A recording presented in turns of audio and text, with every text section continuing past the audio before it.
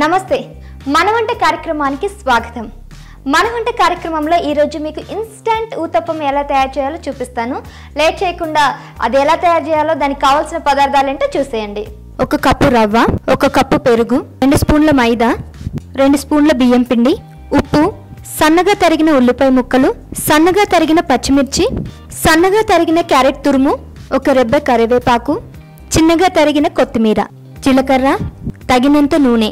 కావాల్సిన పదార్థాలు చూసారు కదా. ఇప్పుడు ఎలా తయారు చేసుకోవాలో చూపిస్తాను.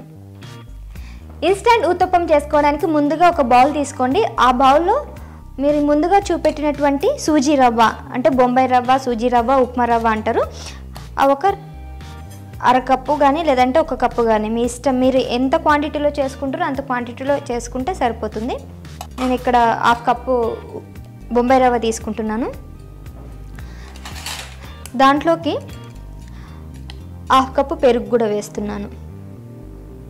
దీంట్లో 1/2 కప్ మైదా,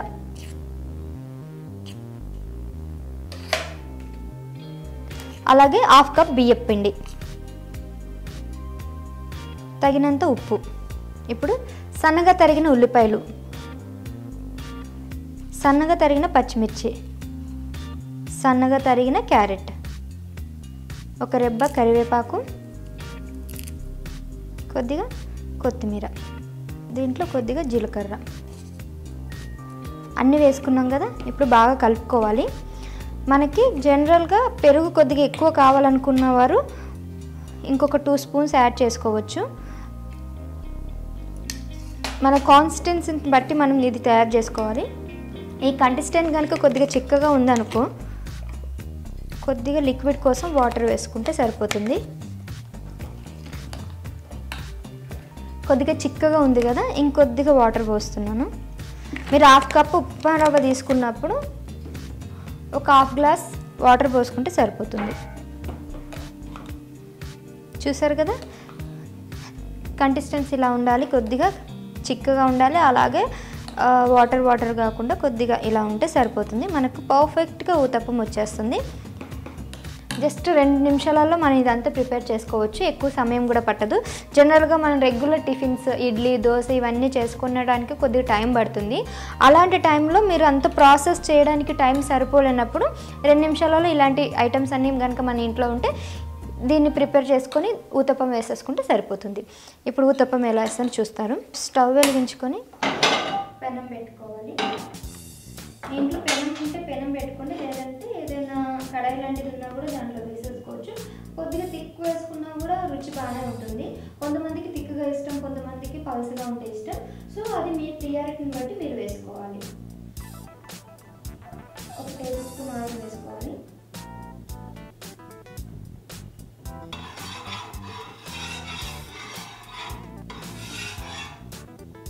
అన్ని ఇంగ్రీడియంట్స్ కలుపుకున్న ఇది ఉంది కదా. ఇప్పుడు దీన్ని, ఈ మిశ్రమాన్ని పెనం మీద కొద్దిగా ఆయిల్ వేసాము. అది బాగా వేడయ్యాక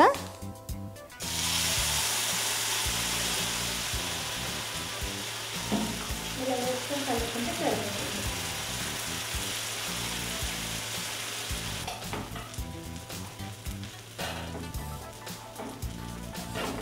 మూత పెట్టుకొని జస్ట్ ఒక 5 నిమిషాలు ఉడికించాలి.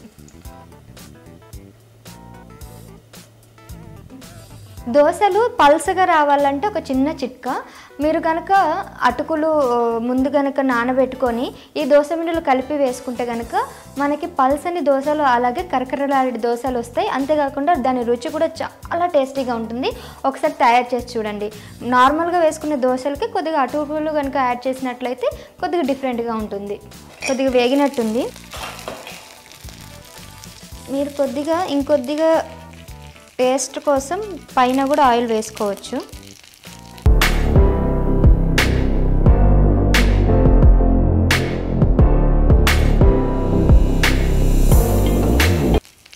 ఎలాగో మనం డీప్ ఫ్రై చేయట్లేదు కాబట్టి కొద్దిగా వేసుకున్నా పర్లేదు.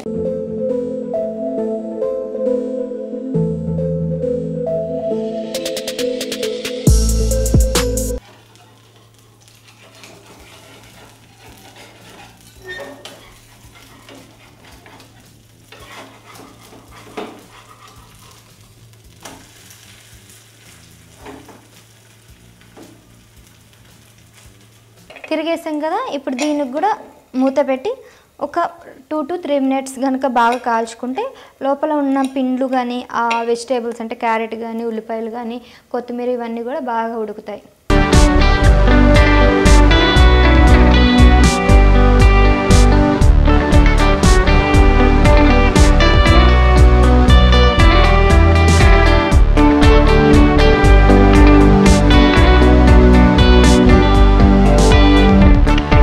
నెట్టింది. దోశకైతే త్వరగా అయిపోతుంది, ఉత్తప్పం కాబట్టి కొద్దిగా మనం మందంగా వేస్తాం కాబట్టి ఒక 2 to 3 minutes ఉడికించాలి. చూసారు కదండి, కలర్ఫుల్గా ఉంది. మీరు బయట వేసుకునే ఉత్తప్పం కన్నా ఇంట్లో వేసుకునే ఉత్తప్పం, బయట తినే ఉత్తప్పం కన్నా ఇప్పుడు మీరు ఏదైతే ఈరోజు చేస్తున్నారో ఈ ఉత్తప్పం చాలా రుచిగా ఉంటుంది. ఎందుకంటే దీంట్లో రవ్వ ఉంది, బియ్యం పిండి ఉంది, మైదా ఉంది, అన్ని పిండ్లు కలిపి ఉన్నాయి కాబట్టి రుచి కొద్దిగా డిఫరెంట్గా ఉంటుంది.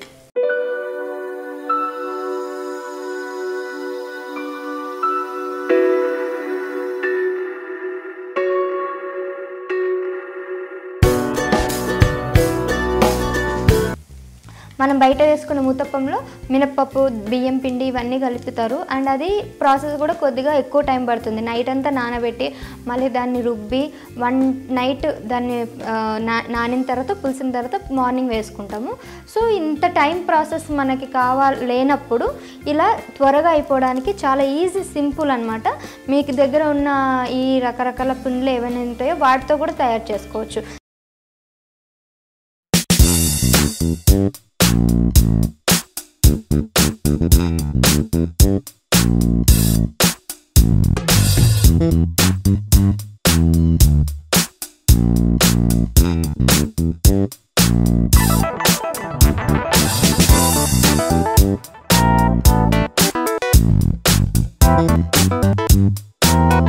నేను చెప్పినటువంటి బియ్యం పిండి, మైదా పిండి, ఉప్మా రవ్వే కాకుండా మీరు కావాలనుకుంటే రాగి పిండి కానీ లేదంటే జొన్న పిండి కానీ వాటితో కూడా అంటే మల్టీగ్రెయిన్ అంటారు కదా, మొత్తం మల్టీగ్రెయిన్ పిండ్లు ఏవైతే ఉంటారో వాటితో కూడా చేసుకున్నట్లయితే ఆరోగ్యానికి ఆరోగ్యం, అలాగే మంచి బ్రేక్ఫాస్ట్ మీకు వస్తుంది.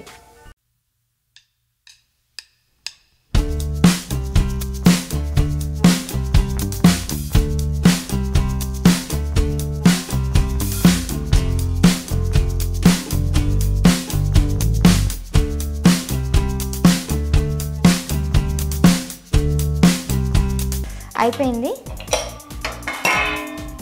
Almost done.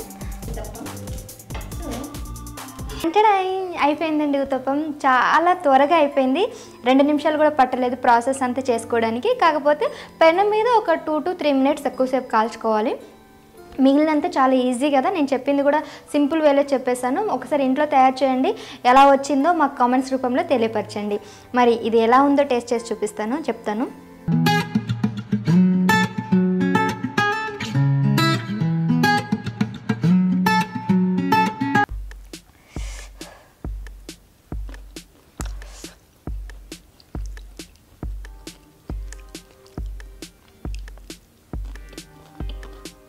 బాగుందండి, చాలా బాగుందండి. నేను పెరుగు కొద్దిగా ఎక్కువ క్వాంటిటీలో వేయడం వల్ల కొద్ది పుల్లగా ఉంటుంది.